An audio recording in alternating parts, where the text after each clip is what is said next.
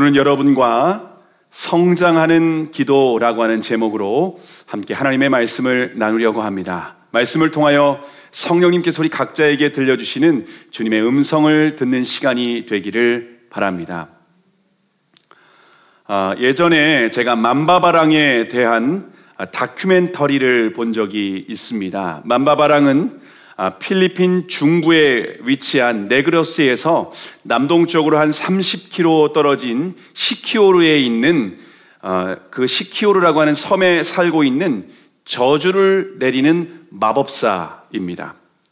만바바랑은 의뢰인으로부터 돈을 받게 되면은요, 자신의 명부에 이름을 기록하게 되고요, 그리고 매일 저주를 내리는 기도문을 외우게 됩니다.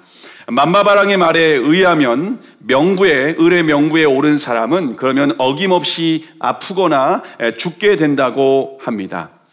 우리나라에서도 민간 신앙에서 큰 병이나 화를 막기 위해서 사람의 형상을 지푸로 대신 만들어 가지고서 사용하는 것을 재웅이라고 했습니다. 때로는 이 재웅이 상대방을 저주하기 위한 그 용도로 사용하기도 되었는데요. 여러분이 잘 아시는 장희빈이 있지 않습니까? 장희빈이 이렇게 저주하고 죽이기 위해서 무녀에게 그렇게 사주를 해서 계속 저주하는 기도를 하도록 했습니다. 마치 이 무녀가 저주하는 기도를 하는 것과 같이 만바바랑이 자기에게 의뢰를 받은 사람을 이렇게 저주하는 사람이 바로 만바바랑이라는 마법사입니다. 자, 그런데 제가 다큐멘터리를 보다가 마지막에 이해할 수 없는 장면을 보게 되었습니다. 왜냐하면 저주를 내리는 만바바랑이라고 하는 마법사가 교회에서 기도하는 장면이 나왔기 때문입니다. 영상을 촬영하던 사람도 만바바랑이 교회에서 기도하는 모습을 보고 충격을 받았습니다. 그래서 만바바랑에게 인터뷰를 했습니다. 그래서 왜 당신은 교회에서 기도를 하십니까? 라고 하니까 이렇게 대답을 했습니다. 나는 독실한 신자입니다. 나는 능력 있는 만바바랑이 되기 위해서 저주를 내리는 능력을 달라고 매일 기도합니다. 라고 인터뷰를 했습니다. 저는 만바바랑의 말을 듣고 저도 충격을 받았습니다.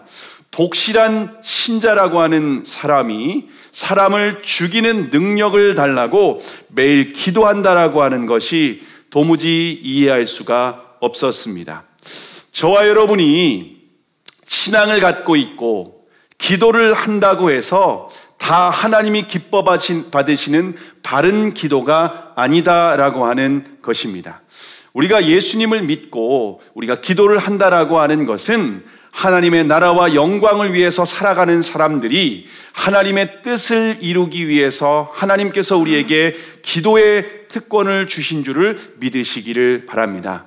만약 우리의 정체성과 기도의 목적을 바르게 이해하지 못한다면 이 만바바랑과 같이 우리의 기도가 미신적인 도구로 추락해 버릴 수밖에 없다라고 하는 것입니다.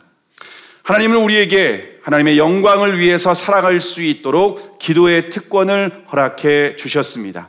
자, 그런데 하나님의 영광을 위한 기도에도 초급 수준의 기도가 있고 중급 수준의 기도가 있습니다. 그리고 또한 고급 수준의 기도가 있다라고 하는 것을 알 수가 있습니다. 자, 그러면 저와 여러분은 어떤 수준의 기도를 하고 있을까요? 오늘 본문을 중심으로 기도의 수준과 발전의 과정을, 기도의 성장 과정을 저와 여러분이 함께 살펴보기를 원합니다. 그래서 저와 여러분이 더욱더 성숙한 기도의 자리로 나아갈 수 있기를 바랍니다. 자, 그러면 먼저 초급 수준의 기도는 어떤 기도일까요? 오늘 보면 1절과 2절의 말씀, 1절과 2절을 함께 읽겠습니다. 시작. 예수께서 산에서 내려오시니 허다한 무리가 쫓으니라. 한 문둥병자가 나와 절하고 가로되 주여 원하시면 저를 깨끗게 하실 수 있나이다 하거늘. 자, 예수님께서 산에서 말씀을 가르치시고 내려오실 때에 허다한 무리가 따르게 되었습니다. 이 예수님께서 산에서 내려오시는 것은 산에서 예수님이 산상수훈 말씀을 사람들에게 가르쳐 주셨습니다. 그리고 내려오시는데 허다한 무리가 쫓았던 것이었습니다. 예수님의 가르침이 다른 사람들과 다른 것입니다. 너무 놀랍고 너무나도 정말 감동적으로 말씀을 전하는 것이었습니다. 그래서 수많은 무리가 따르는데 그때 한 문둥병자가 나와서 주님께 절하며 기도합니다. 주님, 원하시면 저를 깨끗게 하실 수 있습니다. 이 문둥병자는 어떤 기도 제목을 가지고 주님께 나왔습니까? 자신의 기도 제목을 가지고 자신의 문제를 가지고 주님 앞에 나왔습니다. 내 문둥병이 고침을 받았으면 좋겠다. 문둥병으로부터 깨끗하게 되었으면 좋겠다라고 하는 기도입니다. 여러분, 지금도 그렇지만 예수님 당시에 문둥병은요, 심각한 질병이었습니다. 그래서 당시 이스라엘에서는 문둥병에 걸린 문둥병에 걸린 사람은 다른 사람들과 이렇게 함께 살지 못하도록 격리해서 살고 있었습니다. 여러분, 지금 전 세계에 확산되고 있는 코로나19 바이러스 전파력이 얼마나 강한지 모릅니다. 그래서 바이러스에 감염된 사람들은 따로 우리가 병원 같은 곳이라든가 따로 그들의 생활시설 가운데 격리를 시키지 않습니까? 코로나19로 돌아가신 분들을 보면은요, 가족들이 장례식에 참여할 수도 없는 굉장히 심각한 상황을 우리가 TV나 주변의 사람들을 통해서 볼 수가 있습니다. 제가 제 동생을 통해서 들었는데, 동생의 친구 아버지가 코로나에 감염돼서 돌아가신 거예요. 그런데 코로나에 감염되었을 때 가족들이 케어를 할 수가 없는 겁니다. 방호복을 입고 한 명만 케어를 할 수가 있는데, 케어를 옆에서 했기 때문에 장례식 때는 또 그 아들은 아예 참석도 못하고 또 격리가 돼야 되는 굉장히 심각한 상황이라고 하는 것을 제가 전해서 듣게 되었습니다. 여러분, 이처럼 이렇게 바이러스에 감염된다라고 하는 것은 굉장히 심각한 문제가 있습니다. 마찬가지로 이 문둥병에 감염된 사람들은요, 다른 사람에게 또한 감염시킬 수 있기 때문에 따로 격리 수용을 시켰습니다. 그래서 이 문둥병 환자가 격리된 곳을 탈출해서 사람들 무리 가운데 들어오게 되었을 때는요, 합법적으로 돌로 쳐 죽일 수가 있었습니다. 왜냐하면 병원균의 차단을 방지해야 됐기 때문에 그렇습니다. 자, 문둥병자가 이렇게 주님께서 계신 곳에 수많은 무리가 있었기 때문에 주님께 나온다라고 하는 것은요, 목숨을 걸고 나오는 상황이다라고 하는 것입니다. 주님 앞에 나올 때 사람들이 돌로 자신을 쳐서 죽일 수 있는 그러한 위험한 상황이었음에도 불구하고 목숨을 걸고 주님 앞에 믿음으로 이 문둥병 환자가 나와서 간구를 합니다. 주여, 원하시면 저를 깨끗하게 하실 수 있습니다. 지금 이 문둥병 환자는 자신의 문제를 가지고 주님 앞에 나올 때에 돌에 맞아 죽을 각오를 하고 주님 앞에 믿음으로 달려나오고 있는 것입니다. 정말 믿음을 가지고 나온 것을 우리가 분명히 알 수가 있습니다. 자, 그러면 문둥병자의 기도에 주님께서 어떻게 응답을 하셨습니까? 오늘 보면 3절과 4절의 말씀 함께 읽겠습니다. 시작. 예수께서 손을 내밀어 저에게 대시며 가라사대 내가 원하노니 깨끗함을 받으라 하신대 즉시 그의 문둥병이 깨끗하여 진지라. 예수께서 이르시되, 여기까지만 읽겠습니다. 3절까지만 읽겠습니다. 자, 주님께서 문둥병 환자에게 어떻게 하셨습니까? 손을 대십니다. 여러분, 문둥병 환자에 가지고 있는 이 문둥병의 바이러스가 다른 사람에게 감염될 수 있기 때문에 터치를 해서는 안 됩니다. 그런데 예수님은 그러한 사람에게 손을 대십니다. 그리고 그에게 내가 원하노니 깨끗함을 받으라 라고 말씀을 하십니다.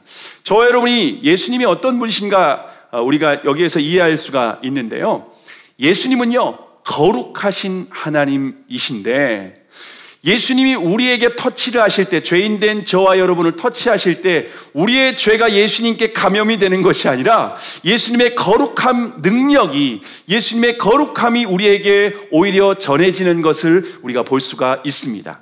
예수님의 그 거룩한 능력이 문둥병 환자를 터치하실 때에 그 문둥병이 깨끗하여지고 온전케 되는 것을 볼 수가 있습니다.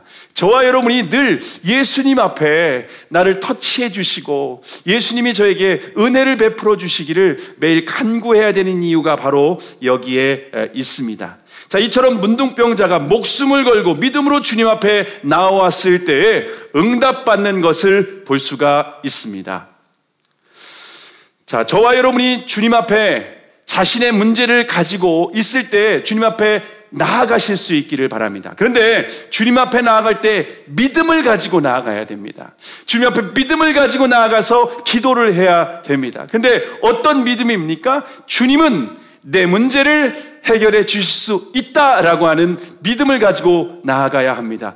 기도해서 응답받으면 좋고, 아유 응답이 없으면 뭐 어쩔 수 없지 뭐 라고 하는 마음이 아니라 반드시 주님은 내 기도에 응답해 주신다. 그리고 주님 앞에 나아갈 때 내가 목숨을 걸고 주님 앞에 나아가면 응답받았기 때문에 내가 돌에 맞아 죽는 한이 있더라도 주님께 나아가면 내 기도를 들어주시고 주님은 나를 외면하지 않으시고 나의 기도에 신실하게 응답해 주신다라고 하는 믿음을 가지고 나아가야 되는 줄을 믿으시기를 바랍니다.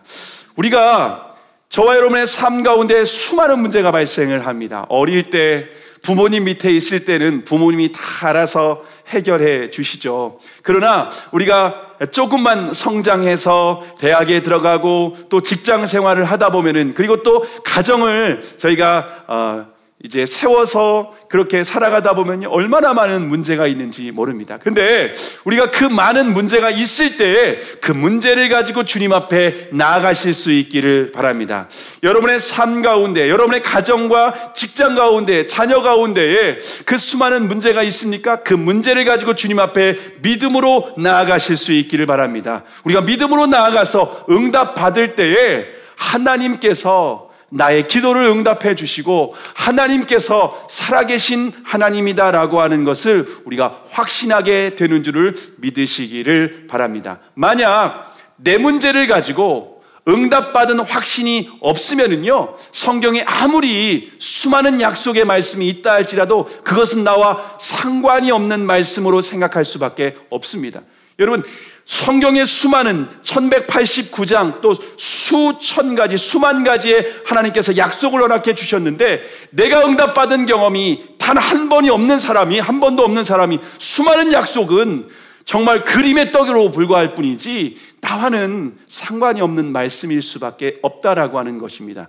그런 의미에서 우리가 개인적인 문제를 가지고 주님 앞에 기도하고 또 주님 앞에 응답을 받는다는 것은요, 얼마나 중요한 일인지 모릅니다.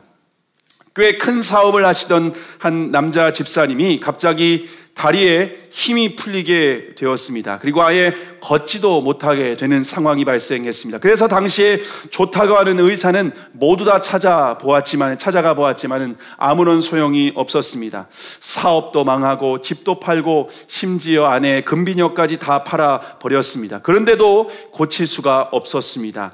아이들이 다니던 학교도 다 중단을 하게 되었습니다. 당시 연희동 뒷산에 있는 빈민촌에 살고 있었는데 단칸방을 얻어서 그냥 연명하고 살아가고 있었습니다. 평생 찬물에 손을 넣어보지 않던 아내가 이제 보따리 장사를 하면서 집안 식구를 먹여 살려야 하는 너무나도 비참하고 어려운 상황이었습니다. 여러분, 그런 상황일 때 저와 여러분이 참 인생을 실망하고 하나님을 원망할 수밖에 없지 않겠습니까? 근데 이분은요, 삶을 하나님 앞에 원망하지 않았습니다. 그리고 아침에 아내가 장사하러 나아갈 때 주먹밥 하나를 싸달라고 하고, 그리고 아내에게 산속으로 업어서 올려달라고 부탁을 합니다. 그러면 아내가 돌아올 때까지 하루 종일 그 바위에 앉아서 기도를 하고 있는 것입니다.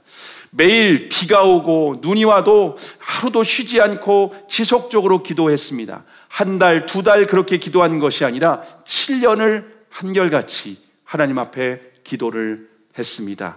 그러다 7년째 되는 휴일 아침이었습니다. 어머니하고 아이들은 집에서 아침에 일어나서 밥을 먹으려고 아침상을 차리고 있었습니다.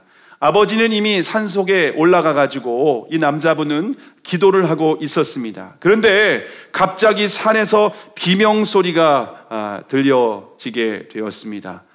가족들이 아침밥상을 차려놓고 밥을 먹기 전에 오늘이 아버지의 마지막 날인가 보구나, 우리 남편의 마지막 날인가 보다라고 하는 그러한 마음으로 숟가락을 내려놓고 아버지가 있는 산속으로 올라가게 되었습니다. 그런데 산속에 올라갔을 때 가족들이 다 깜짝 놀랐습니다. 왜냐하면 7년 동안 앉아만 있던 남편이 소나무를 붙들고 서 있는 장면을 보게 되었습니다. 남편이 붙들고 있는 그 자신이 두 발로 섰다라고 하는 것이, 7년 만에 섰다라고 하는 것이 너무 감격스러워서 주여 주여라고 하는 외치는 이 소리가 가족들이 들을 때는 비명소리로 들렸었던 것입니다. 그리고 가족들이 부축해서 내려오려고 하자 내가 걷겠다고 하면서 거절하고 자신의 발로 걸어서 그 산을 내려오는 놀라운 역사를 경험하게 됩니다. 그분은 하나님의 역사를 7년 동안 한결같이 기도해서 구체적으로 하나님의 응답을 받은 경험을 갖게 되었습니다. 그리고 이분은 연세가 많은 나이에도 불구하고 신학을 공부하고 목회자가 되었습니다. 이분이 평택 침례교회를 개척하신 강태호 목사님이라고 하는 분이십니다.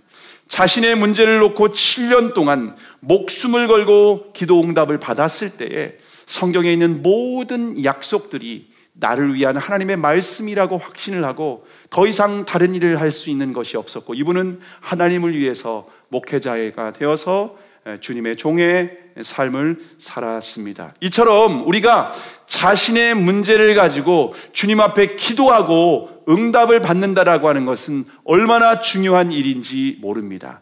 저와 여러분의 발생할 삶에 있는 수많은 문제가 있습니다. 여러분, 그 문제를 가지고 예수님을 믿는, 하나님을 아버지라고 부르는 저와 여러분이 어떻게 해야 되겠습니까? 하나님께 우리의 삶의 문제를 가지고 주님 앞에 나아가실 수 있기를 바랍니다. 우리의 삶의 문제를 가지고 주님 앞에 믿음으로 이 문둥병자와 같이 간절히 기도할 때에 주님은 우리의 기도를 외면하지 않으시고 우리의 기도에 신실하게 응답하시는 줄을 믿으시기를 바랍니다. 저와 여러분의 삶 가운데에 이런 내 문제를 가지고 기도하고 응답받은 수많은 간증이 저와 여러분에게 풍성한 삶이 될 수 있기를 바랍니다. 자, 그런데 주님께서 문둥병을 치유하신 후에 무슨 말씀을 하십니까? 오늘 본문 4절의 말씀입니다. 4절의 말씀을 함께 읽겠습니다. 시작. 예수께서 이르시되 삼가 아무에게도 이르지 말고 다만 가서 제사장에게 내 몸을 보이고 모세에 명한 예물을 드려 저희에게 증거하라 하시니라. 자, 주님은 문둥병을 치유받은 사람에게 아무에게도 말하지 말라고 권면을 하십니다. 다만 제사장에게 내 몸을 보이고 내가 나았다라고 하는, 문둥병으로부터 고침을 받았다라고 하는 판정을 받으라고 하는 것입니다. 왜냐하면 당시에 제사장은요, 종교적인 역할만 하는 것뿐만 아니라 의사의 역할까지 함께 감당하고 있었기 때문입니다. 그래서 문둥병자가 정상적인 사회생활을 하기 위해서는 제사장에게 완치 판정을 받았다라고 하는 이런 증서가 있어야만 합니다. 그러면 그리고 또 주님은 이렇게 왜 또 사람들에게 알리지 말라고 했냐면요, 왜냐하면 주님께서 이 땅에 오신 목적은 육신의 질병을 치유하기 위해서 오신 것은 아니기 때문입니다. 주님이 이 땅에 오신 목적은 우리의 삶에 있는 문제를 해결해 주시기 위함도 있지만 근본적으로 저와 여러분이 죄와 사망의 권세로부터, 죄와 사단의 권세로부터 우리를 구원하시기 위해서 오신 줄을 믿으시기를 바랍니다. 그래서 예수님이 이 땅에 오실 때에 그 이름을 예수라 하라라고 말씀을 해 주셨죠. 그리고 이는 자기 백성을 저희 죄에서 구원할 자이심이라 라고 말씀을 하고 있습니다. 우리의 삶에서 수많은 문제가 있지만 가장 근본적인 문제는 죄와 사단의 종로로 타고 있기 때문에 우리의 삶에 수많은 문제가 발생하고 있는 것입니다. 그래서 주님은 우리의 죄와 사단의 종로로 타고 있는 우리를 구원하시기 위해서, 우리를 해방하시기 위해서 오신 줄을 믿으시기를 바랍니다. 자, 우리가 주님 앞에 문제를 해결받는 것도 중요하지만 예수님이 어떤 분이신지 정확하게 이해할 필요가 있습니다. 주님은 저와 여러분의 의사처럼 우리의 육신의 질병을 치유하기 위해서 그 목적으로 오신 분은 아닙니다. 그럼에도 불구하고 우리 주님 우리를 불쌍히 여기시고 우리를 긍휼히 여기셔서 우리의 삶에 있는 문제와 우리의 삶에서 발생하는 수많은 어려움들을 가지고 나아갈 때에 외면하지 않으시고 응답해 주십니다. 근데 그 응답의 경험을 통해서 이분이 전능하신 분이신데 나의 죄의 문제, 나의 영생의 문제까지 해결해 주시는 유일한 구원자시구나 라고 하는 것을 깨달아야 되는 줄을 믿으시기를 바랍니다. 자, 그리고 주님이 알리지 말라고 한 것은요, 우리의 자신의 문제가 해결받는 것은 굉장히 기쁜 일입니다. 그러나 다른 사람에게 광고할 만한 믿음은 아니라고 하는 것입니다. 우리의 기도는 자신의 문제로부터 출발을 해야 됩니다. 그러나 우리의 기도 생활은 반드시 그 다음 단계로 성장해야 합니다. 나의 문제를 응답받고 나의 문제가 해결받은 것을 발판으로 해서 다음 단계로 우리가 믿음으로 나아가야 됩니다. 우리의 기도의 종착역은 자신의 기도에서 이제는 다른 사람을 위한 기도의 방향으로 나아가야만 합니다. 그렇지 않으면 우리의 기도는 자신을 위한 미신적인 도구로 전락할 수밖에 없다라고 하는 것입니다. 자, 그러면 그 다음 단계로 나아가는 중급 수준의 기도는 어떤 기도일까요? 오늘 보면 5절과 6절의 말씀, 5절과 6절의 말씀을 함께 읽겠습니다. 시작.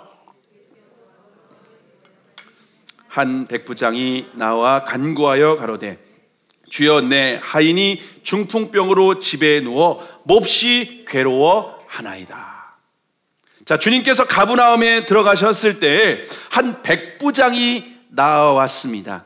이 백부장은요, 로마의 100명의 군사를 거느리고 있는 사람입니다. 근데 우리가 생각할 때 100명이라고 하면 100명 정도밖에 없는 군이다라고 생각할 수가 있는데요, 당시에 이스라엘 땅에 이 백부장은요 많지 않았습니다. 백부장이 많지 않았기 때문에 이 100명의 군사를 거느리고 있는 백부장이라고 하는 건요, 이스라엘 땅에 있어서는요 엄청난 권세를 가지고 있는 사람이라고 말할 수가 있습니다. 자, 그런데 이 백부장은 누구를 위해서 기도합니까? 자신의 문제가 아니라 하인의 중풍병을 위해서 주님 앞에 나온 것을 볼 수가 있습니다. 백부장의 기도가 바로 중보기도라고 우리는 이해할 수가 있습니다. 백부장이 기도한 대상은 가족도 아니었습니다. 자기 집 하인을 위해서 기도를 했습니다. 그런데 당시에 이 하인들은요 인간 취급을 받지 못했습니다. 하인들을 어떤 취급을 받았냐면요, 집안의 가구의 하나에 불과했습니다. 집안에서 쓰는 기계, 그리고 가구 하나에 불과했습니다. 여러분, 집에서 가구를 쓰다가, 전자제품을 쓰다가 고장이 나면 어떻게 하십니까? 물론 고쳐보려고 하겠죠. 그런데 고칠 수 없는 문제가 발생할 때는 어떻게 합니까? 그냥 버려버리죠. 폐기 처분하게 되어 있습니다. 마찬가지로 그 당시에 하인은 가구와 전자제품 하나에 불과했기 때문에 그냥 버리면은요 됩니다. 누구도 뭐라고 하지 않습니다. 그런데 이 백부장은요 자신의 노예를, 하인을 살리기 위해서 예수님께 찾아와서 간구를 하고 있습니다. 당시에 백부장의 나이는요, 당시에 백부장이 되려면요 젊은 나이에 될 수 없습니다. 백부장이 되려면은 어느 정도 나이도 있어야만 합니다. 그런데 예수님은 지금 몇 살이십니까? 30대 초반의 아주 젊은 청년입니다. 인간적으로 눈으로 볼 때 예수님은요 자신이 관할하는 속국의 젊은 청년에 불과합니다. 그럼에도 불구하고 이 로마의 백부장은 자신의 하인을 위해서 예수님께 나와서 무릎을 꿇고 간구를 하고 있습니다. 백부장은 자신의 하인을 고치기 위해서 자신이 가지고 있던 신분과 체면, 그리고 자존심까지 다 지금 내려놓았습니다. 그리고 이 백부장은 예수님께서 나와서 고쳐주시기를 간구합니다. 자, 주님이 이 백부장의 모습을 보시고 감동을 받으셨습니다. 그래서 주님이 내가 직접 가서 고쳐주겠다라고 말씀을 하십니다. 그런데 이 백부장이 주님께 어떤 고백을 하고 있습니까? 주여, 내 집에 들어오심을 나는 감당치 못하겠사오니 다만 말씀만 하옵소서. 그러면 내 하인이 낫겠삼나이다. 여러분, 이게 무슨 말입니까? 백부장은 당시 로마의 군인이었습니다. 그렇기 때문에 백부장 위에는 황제가 있습니다. 뿐만 아니라 자신의 아래에는 수많은 군사들이 있었습니다. 그래서 자신이 아래에 있는 군사에게 명령만 하면 순종하는 것은 당연한 일 아니겠습니까? 마찬가지로 주님께서 자신의 집에 들어오는 수고를 하실 필요가 전혀 없다는 것입니다. 다만 주님, 말씀만 하옵소서. 그러면 내 종이 낫겠습니다 라고 하는 이 엄청난 믿음의 고백을 하고 있습니다. 여러분, 백부장은 예수님께서 이 땅에 있는 모든 권세를 가지고 계시는 하나님이라고 하는 이 믿음의 고백을 하고 있는 것입니다. 여러분, 누가 명령만 했는데 중풍병이 나올 수가 있겠습니까? 여러분, 도대체 어떤 사람이 그런 능력이 있습니까? 제가 잠깐 유튜브에서 유리겔라라고 하는 초능력자, 옛날에 집에 숟가락을 휜다라고 하는 그런 우리나라에도 와서 그런 예전에 TV에 나오기도 했었는데요. 근데 사람들이 속임수였답니다. 그건 다 속임수였다라고 하는 것을 하면서 그것이 지금도 이렇게 재판하고 있는 그런 것을 제가 우연히 본 적이 있습니다.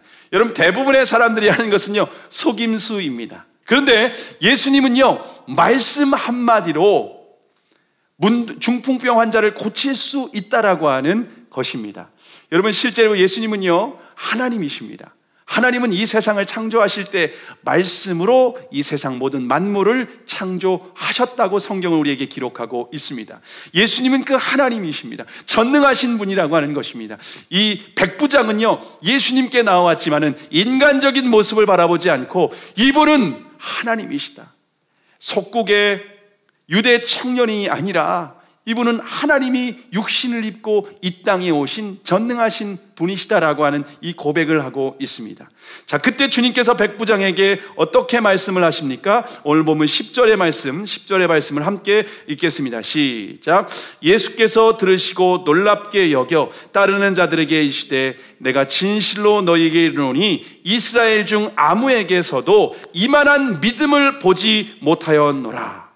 여러분, 주님께서 이 백부장의 믿음과 그의 간구를 들으시고 깜짝 놀라셨습니다. 그리고 주님을 따르는 제자들에게 이렇게 말씀하십니다. 내가 진실로 너희에게 이르노니 이스라엘 중에 아무에게도 이만한 믿음을 만나보지 못했다. 이 백부장의 믿음은 과연 큰 믿음이다 라고 하면서 칭찬하시는 것을 볼 수가 있습니다. 여러분, 저와 여러분이 예수님께 나아가서 기도할 때 이 예수님이 어떤 분이신지 저와 여러분이 분명히 알고 간구하고 기도해야 될 줄로 믿습니다. 예수님은 말씀만으로 천지만물을 창조하신 분이십니다. 예수님은 말씀만으로도 중풍병자를 치유하실 수 있는 분이 바로 예수님이라는 것입니다. 저와 여러분이 삶에 있는 문제, 그리고 누군가를 위해서 중보 기도할 때에 예수님이 어떤 분이신지, 과연 이분은 하나님이시구나, 하나님의 아들이 이 땅 가운데 오셨구나, 그 하나님이 내 안에 계시는구나, 나와 함께 하시는구나, 저와 여러분이 이 믿음을 가지고 기도해야 되는 줄을 믿습니다. 자, 그래서 13절에 보니까 주님께서 이렇게 말씀합니다. 가라, 내 믿음대로 될지어다.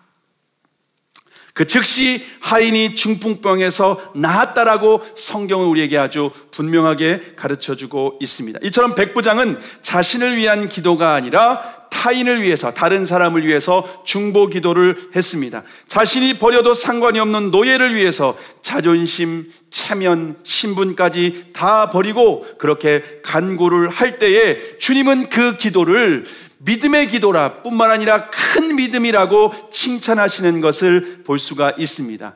저와 여러분이 자신을 위한 기도로 응답을 받는다면 거기에 머물러 있는 것이 아니라 이제는 다른 사람을 위한 중보 기도의 자리로 나아가야 되는 줄을 믿으시기를 바랍니다. 저와 여러분의 기도 가운데, 저와 여러분이 기도의 시간을 갖지 않습니까? 그 기도 가운데 다른 사람을 위한 중보 기도의 분량이, 중보 기도의 시간이 여러분 얼마나 되십니까? 혹시 자신만을 위한 기도에만 머물러 있지는 않습니까? 여러분, 기도는 우리의 신앙의 수준과 같습니다. 만약 나 자신을 위한 기도에만 머물러 있다면 우리는 더욱더 성숙한 자리로 나아가지 못하고 있다라고 하는 것입니다. 초보적인 신앙에 머물러 있다라고 하는 것입니다. 우리는 더욱더 다른 사람을 위한 중보 기도의 자리, 더욱더 성숙한 기도의 자리로 나아가야 되는 줄을 믿으시기를 바랍니다.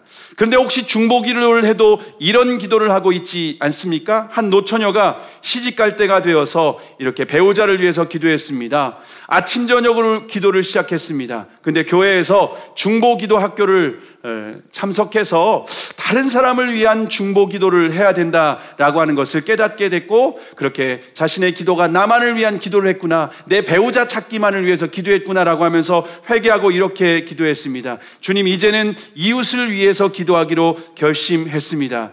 하나님 아버지, 이제는 저를 위해서 좋은 남편을 달라고 기도만 했는데, 그러나 이제는 저만을 위해서 기도하지 않고 이제는 어머니를 위해서 기도하겠습니다. 하나님 아버지, 우리 어머니에게 훌륭한 사위감을 허락해 주시옵소서. 훌륭한 사위를 통하여서 인생의 행복을 맛보게 해주시고 언제나 우리 하나님이 신실하게 응답하신다는 것을 경험하게 하여 주시옵소서. 주님, 내 인생만을 위해서, 내 문제만을 위해서 기도해서 너무나도 부끄럽고 죄송합니다. 이제는 제 동생을 위해서 기도하겠습니다. 하나님 아버지, 제 동생에게 훌륭한 형부감을 속히 허락해 주시옵소서. 제 동생도 그래서 이제는 나도 시집갈 수 있다라고 하는 비전을 나를 보고 깨달을 수 있게 하여 주시옵소서.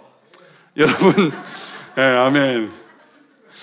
우리가 물론 이렇게도 기도할 필요가 있지만 이것은 중보 기도가 아니라 여전히 자신을 위한 기도다라고 하는 것입니다.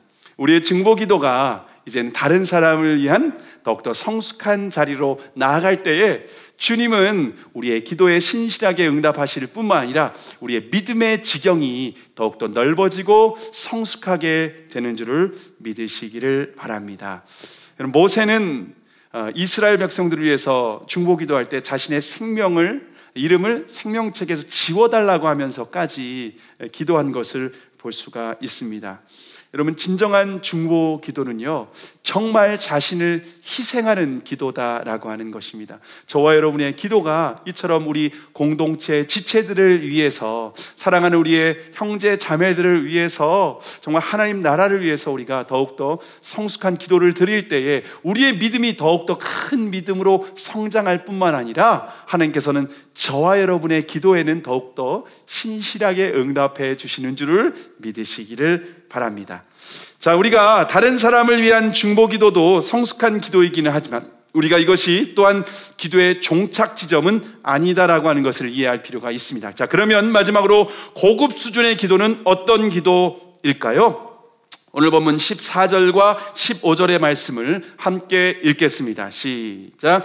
예수께서 베드로의 집에 들어가사 그의 장모가 열병으로 앓아 누운 것을 보시고 그의 손을 만지시니 열병이 떠나가고 여인이 일어나서 예수께 수종들더라.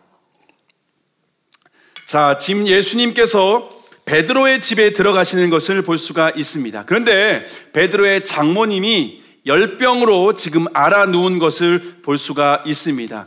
베드로의 장모의 병명은 열병이었는데 2000년 전에는 문둥병, 중풍병, 열병이 모두 똑같은 불치병이었습니다. 당시에 이 열병은 단순한 고열이 아니라 요즘으로 말하면 독감으로 이해할 필요가 있습니다.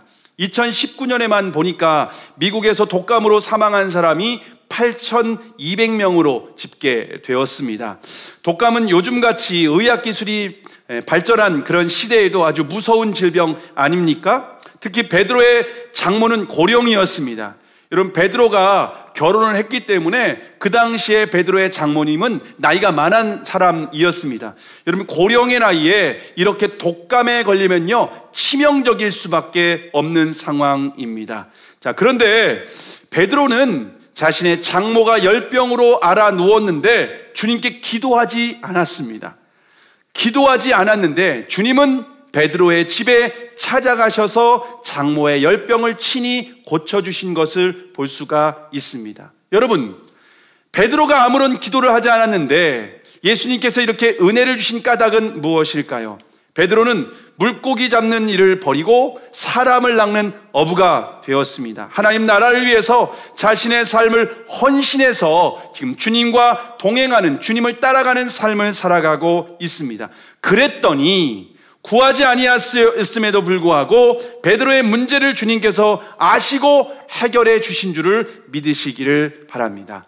우리의 기도가 자신을 위한 기도를 하는 것 정말 필요합니다. 우리의 자신의 문제를 가지고 주님 앞에 기도하고 응답받는 그런 사건을 통해서 우리의 믿음이 성장하게 되고 하나님의 말씀을 신뢰할 수 있습니다. 근데 그 믿음은, 이제 우리의 기도는 다른 사람을 위한 중보의 기도의 자리로 나아가야 됩니다. 내 기도는 하지만 다른 사람을 위한 중보 기도를 할 때에 그 사람이 응답받은 것은 또한 내가 응답받은 경험이 되고 정말 내가 하나님을 알아가고 하나님을 경험하는 그 믿음의 지경이 더욱더 넓어질 수밖에 없습니다. 그런데 우리의 기도는 이제 하나님 나라를 위하여서 헌신하고 주님과 동행하는 삶의 자리까지 나아가야만 합니다. 여러분, 이것이 성숙한 기도의 자리라고 하는 것을 주님 우리에게 베드로를 통하여서 우리에게 보여주고 있습니다. 저와 여러분의 삶이 정말 주님 나라와 영광을 위하여서 날마다 주님과 동행하며 주님이 원하시는 삶에 순종하고 주님이 말씀하시는, 맡겨주시는 것을 위해서 기도하고 순종하며 나아갈 때에 하나님 나라를 위해서 우리는 살아가게 될 것이고, 그 나라를 위해서 살아갈 때에는 구하지 아니한 것까지라도 주님이 친히 응답하시는 것을 믿으시기를 바랍니다. 제가 신학교 4학년 때에 제 아내를 만나게 되었습니다.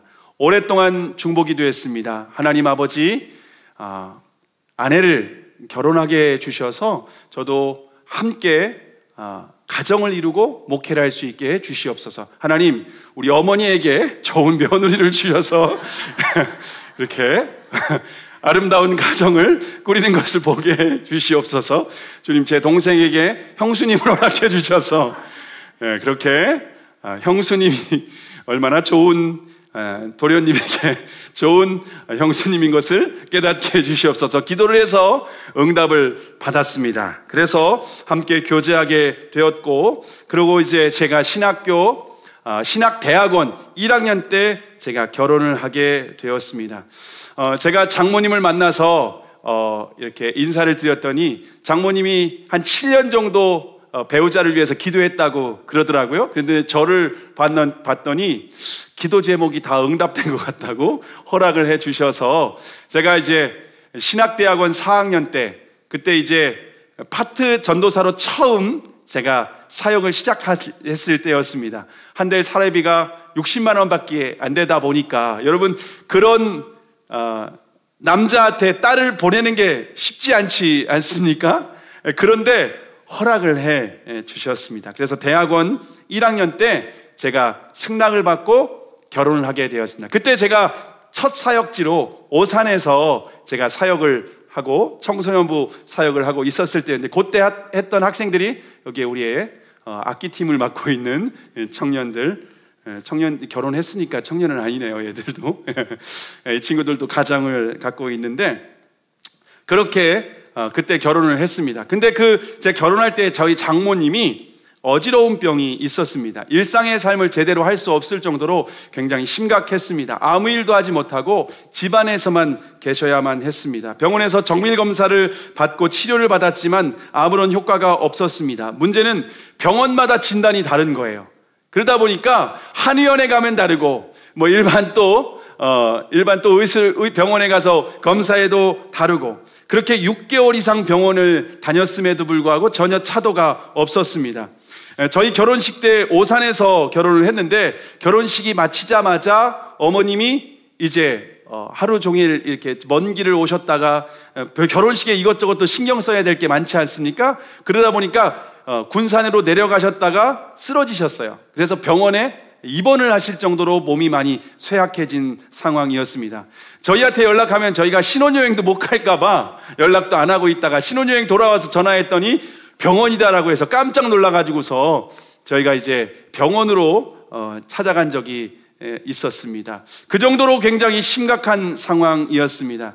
근데 제가 이제 아내하고 결혼을 하고 이제 신혼집을 오산에서 저희가 차렸습니다. 그때 저희가 섬기던 청소년부에서 교사들을 초청해서 집들이를 하려고 계획을 했습니다. 근데 아내가 이제 그때 27에 결혼을 했거든요. 지금 생각하면 굉장히 아내가 어린 나이였는데, 그때 이제 사모로서 또 처음 집들이도 준비해야 되는데 음식을 어떤 걸 준비해야 될지 잘 모르고 그러다 보니까 어머님에게 부탁을 했습니다. 그래서 어머님이 군산에서 몸이 불편하시고 약하셨지만은 오산까지 오셔서 이렇게 손님들 대접을 해서 이렇게 했던 적이 있습니다. 근데 저희 어머님이 저희 집에 오셨을 때 저희 아내하고 장모님하고 저하고 셋이서 가정 예배를 드렸습니다.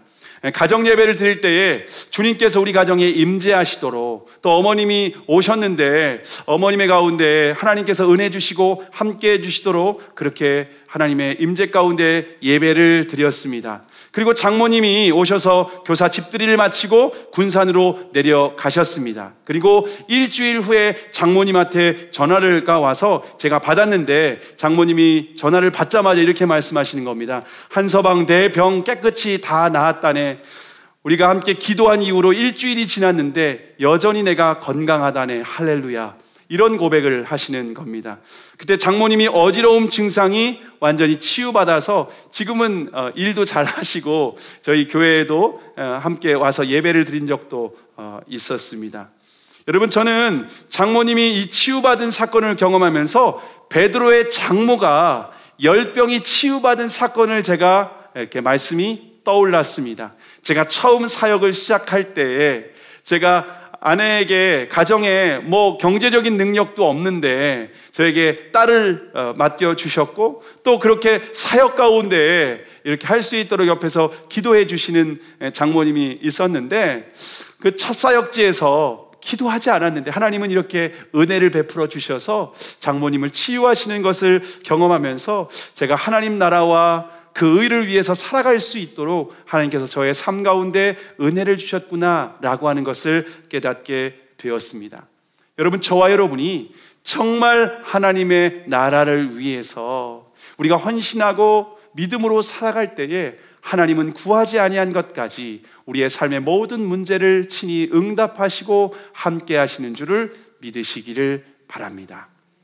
여러분의 기도는 어떤 수준에 있습니까? 여전히 자신을 위한 기도에만 머물러 있지는 않습니까? 자신을 위한 기도의 자리에서 이제는 다른 사람을 위한 중보 기도의 자리로 나아가실 수 있기를 바랍니다. 뿐만 아니라 한 걸음 더 나아가서 우리의 삶을 정말 영원한 하나님 나라, 이 땅 가운데 참된 생명과 은혜와 능력을 주는 하나님 나라를 위해서 우리가 헌신하고 그 나라를 위해서 기도하는 저와 여러분이 될 수 있기를 바랍니다. 우리의 기도가 더욱더 성장하는 기도가 되기를 바랍니다. 우리의 기도가 업그레이드 될 수 있기를 바랍니다. 하나님을 경험하는 기도에서 이제는 초등 수준의 기도에서 중등 수준의 기도로, 중등 수준의 기도에서 우리가 고급 수준의 기도로 나아가서 성숙한 믿음의 사람이 될 수 있기를 바랍니다. 그리하여 저와 여러분이 정말 이 땅 가운데에서 하나님 나라를 위하여서 쓰임받는, 그리하여서 하나님께서 우리의 삶 가운데 채워주시는 것을 날마다 경험하는 풍성한 삶이 되기를